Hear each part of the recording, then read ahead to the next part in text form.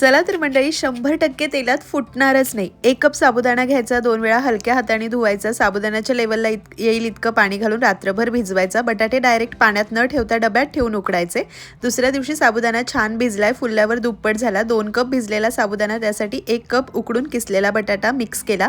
अर्धा कप भाजलेल्या शेंगदाण्याची जाडसर भरड, मिरची, मीठ, साखर, जिरे, कोथिंबीर, लिंबाचा रस घालून मिक्स करायचं. 5 मिनिटं झाकून ठेवायचं. जिरे कोथिंबीर खात नसल्यास स्किप करा. चटणी करण्यासाठी भाजलेले शेंगदाणे, त्यामध्ये साखर, मीठ, मिरची, दही, कोथिंबीर, गरजेनुसार पाणी घालून सरसरीत दरदरीत चटणी वाटायची. चटपटीत चटणी तयार.